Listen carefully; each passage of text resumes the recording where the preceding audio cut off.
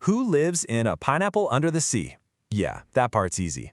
But how does that pineapple connect to a massive multi-billion-dollar corporate power struggle?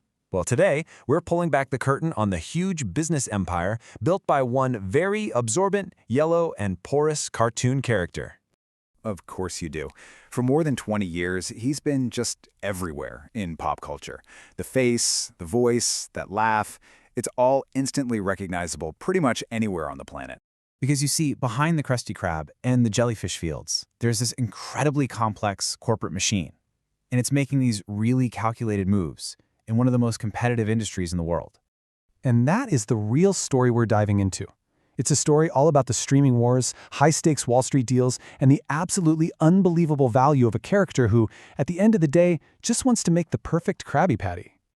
So, to really understand the business side of things, we have to start where it all begins, with the content itself. Because this franchise, it isn't just surviving, it is absolutely thriving.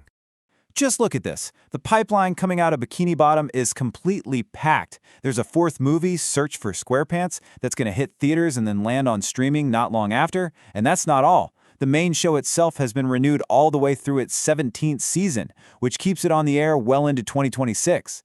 This is not a franchise that's winding down. It is a content engine just firing on all cylinders. So how do they keep this machine running, nonstop? Well, it's not just about coming up with creative ideas. It's about an industrial-level process that's designed to make sure there's always something new right around the corner. Okay, this is where we get a peek behind the curtain of TV production. What you and I see as, say, Season 16 and Season 17, well, they were actually ordered together way back in September of 2023. It was all one giant production block. They make this huge batch of episodes all at once, and then they just split it in two. There's an industry term for it, seasonal bifurcation, and it's a really clever strategy. It lets the network constantly promote a new season of SpongeBob, keeping the franchise feeling fresh in our minds, even if the episodes were actually made years ago. It's basically a content factory. Now, this whole production strategy starts to make a lot more sense when you zoom out and look at the bigger picture. Because the studio that makes SpongeBob, it's just one tiny part of a much, much larger media empire that's facing some enormous pressure. SpongeBob's corporate parent is Paramount Global. And when I say parent, I mean a legacy giant that owns everything from CBS News and MTV to Paramount Pictures, the studio behind Mission Impossible. And what's really crucial here is that they are fighting for their life in the streaming wars with their big service, Paramount Plus. I mean, they're pulling in massive revenue. We're talking over $7 billion in a single quarter. But that number, as big as it is, really doesn't tell the whole story. The company was also dealing with a ton of debt and just fierce competition, especially in that direct-to-consumer streaming space. And in that fight, one of the most important metrics is subscribers. They've built up this streaming service with nearly 78 million of them. Now that's a huge audience for sure, but growing it and actually making money from it, that is the central challenge for every single media company today. And that challenge, it led to one of the biggest media stories of the year, a super high-stakes merger that was designed to completely reshape the company from the ground up. So on one side of this deal, you have Paramount, right? The old-school giant with this massive library of iconic characters and shows. And on the other side, you've got Skydance Media, the newer, leaner production house behind some of today's biggest blockbusters. The whole idea was to combine that classic IP with a modern production powerhouse. And man, this deal moved at lightning speed. After months of rumors, they announced an agreement in July 2024. By early 2025, regulators in the US and Europe had given it the green light, and then boom, just a few months later in August, it was a done deal. A new media giant was born. So, the price tag for this massive corporate makeover? A staggering $8 billion. This wasn't just some small adjustment. It was a fundamental bet on the entire future of entertainment. Now, the deal itself was pretty complicated, but it really boils down to this.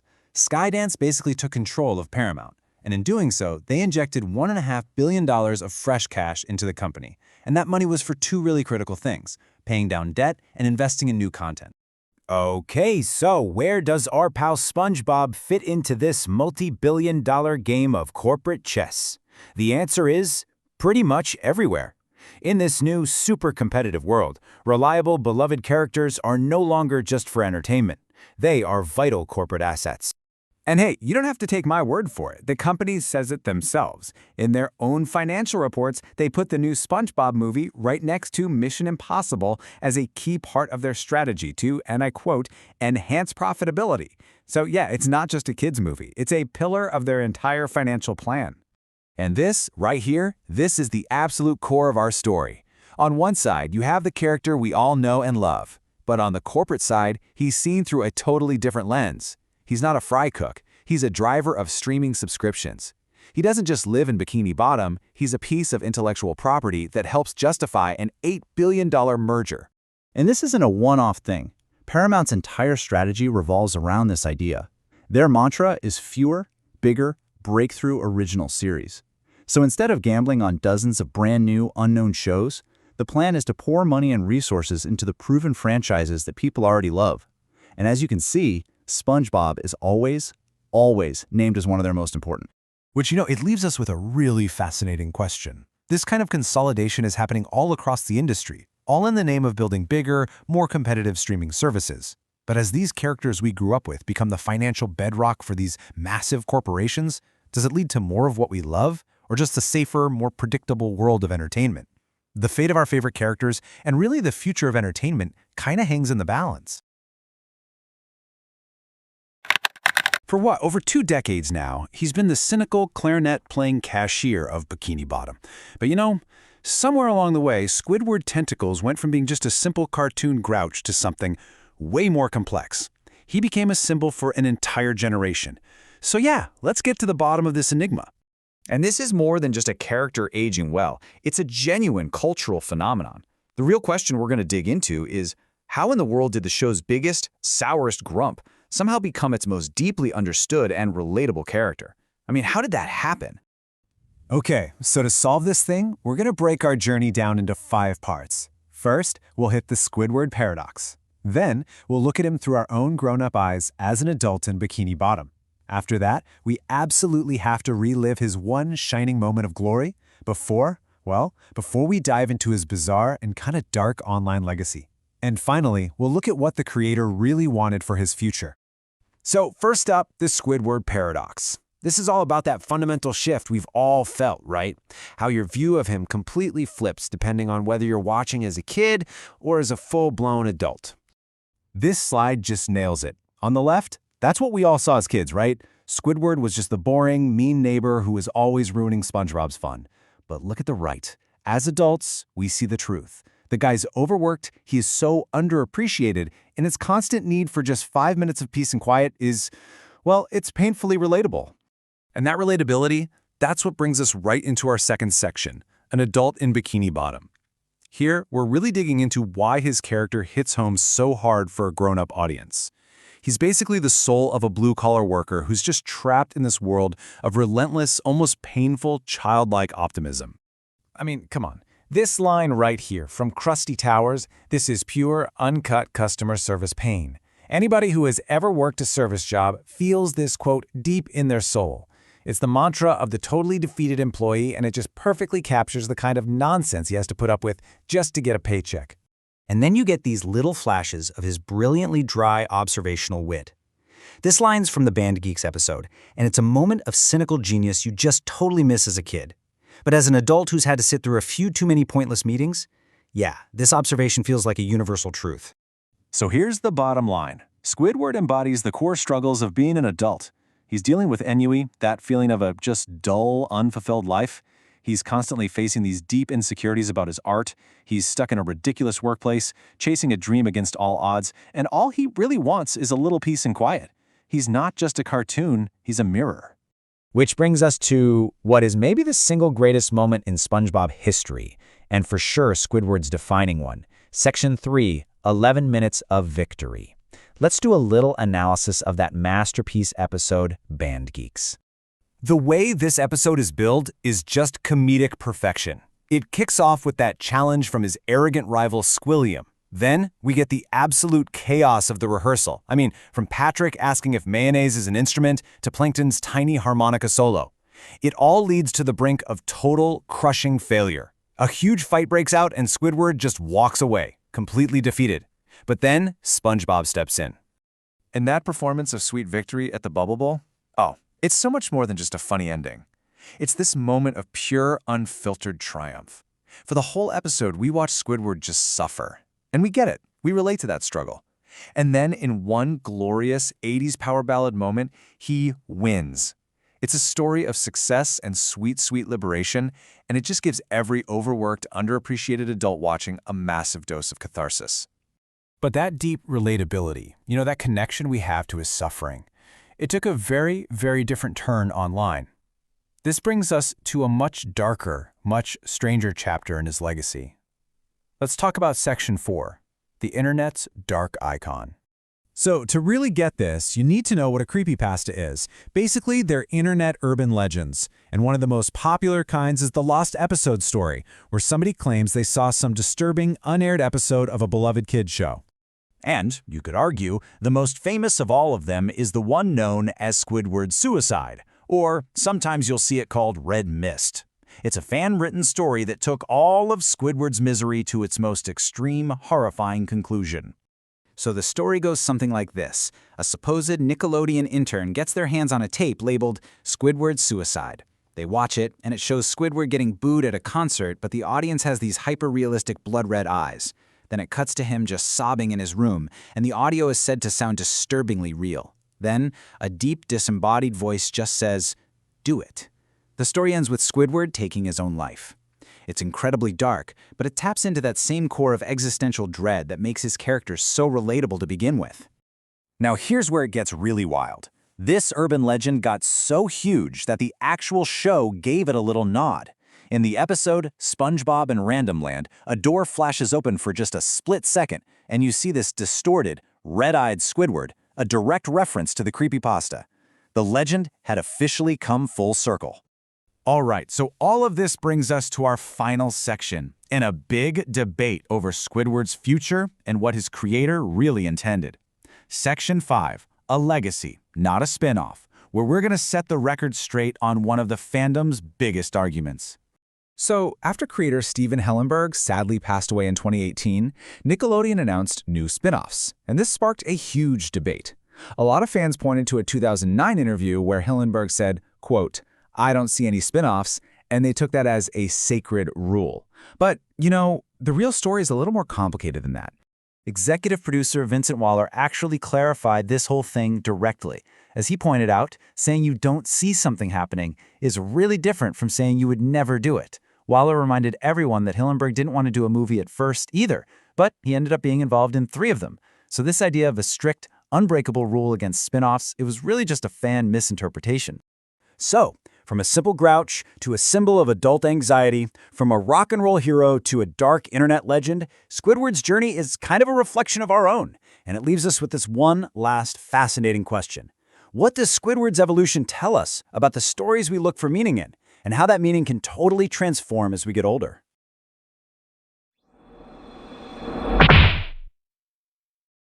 Underneath the waves of the Pacific Ocean lies Bikini Bottom, a vibrant metropolis anchored by its most hyperactive, goal-oriented citizen, SpongeBob SquarePants. He serves as the central cultural icon of his marine universe. But let's run a thought experiment. What happens to this ecosystem if we remove its famously lazy, seemingly useless resident? What if his best friend, Patrick Star, never existed? If we delete Patrick from the timeline, the bright colors of Conch Street rot instantly. We are left with a grim, monochromatic wasteland. This mapping reveals the ontological collapse of the city, a catastrophic failure where the very reality and stability of a social system break down entirely. As the blueprint shows, SpongeBob's universe is a fragile system balancing on a single load-bearing node labeled Patrick Star. Patrick provides a vital psychological counterweight. He embodies the child archetype, a psychological profile representing uncomplicated joy and a safe harbor from cynical adults.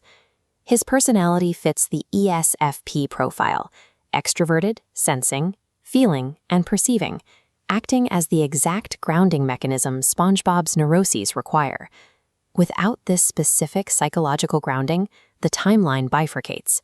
This is the terminal failure state of the entire Pacific Theater. We trace this collapse back to the 1997 pilot episode, Help Wanted. A terrified SpongeBob stands outside the Krusty Krab, paralyzed by the prospect of applying for his dream job. In the canonical timeline, Patrick provides a crucial confidence boost, literally pushing his best friend through the glass doors to claim his destiny. In our alternate reality, SpongeBob's hyper-organized behavior takes over. Lacking that push, he abandons his dream and walks away into the murky shadows. Lacking the strict structure of fry cook employment, SpongeBob's psyche deteriorates. He veers into extreme neurosis, barricading himself indoors and withdrawing from society completely.